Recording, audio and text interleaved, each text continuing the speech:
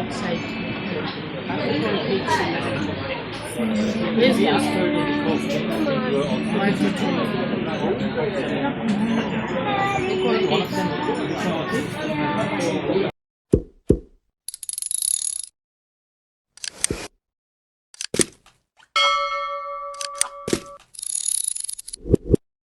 yung mga kababayan, dami nagdatingan ng mga customer mga kababayan, oh. Sobrang lakas pala daw talaga dito.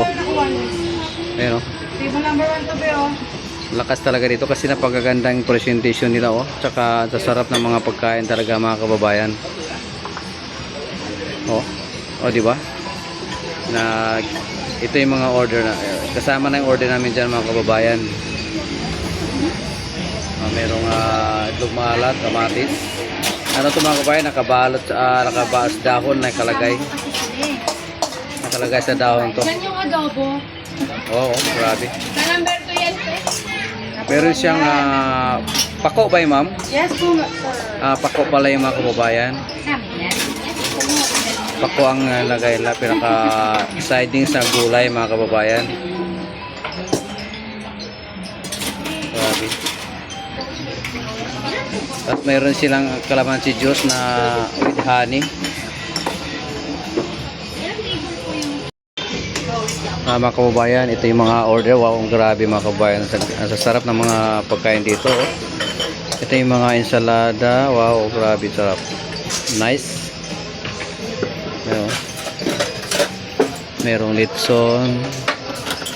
Tapos may mga adobo. Sa sarap ng mga native yung pagkain dito mga kababayan, oh. O, diba? Napakasarap. Nakakatakap, nagutom lang ako mga kababayan. Actually, hindi namin order pa yan. Bale, binidyohan ko lang. Ma'am, anong tawag niya ma'am sa pagkain na yan? Adobo po. Adobong baboy. Adobo baboy din. Adobo pa usala. Okay. Calamansi juice yan, ma'am? Yes po, fresh calamansi po. Fresh calamansi yan. Mga kababayan, di ba? May fresh calamansi pa itong juice. Wow, grabe, sarap. Uro, bili. Okay. Pero dessert mo, tapos kailangan sabihin, hinap yung drink. Sarap mga kababayan, no? In English, ah.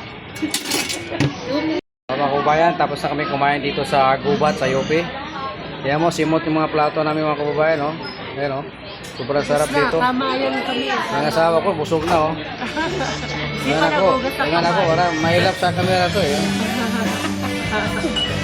Okay mga kababayan, busog na kami, kaya pauwi na rin kami mga kababayan. Ma'am, salamat at napakasarap ang mga pagkain dito, ma'am. Thank you po.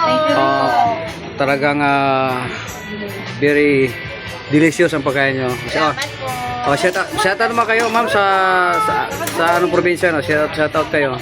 Ay, good. Shout out sa mga family namin. Yun. Subscribe po kayo ngayon. Kaya Mikey TV. Yes, thank you.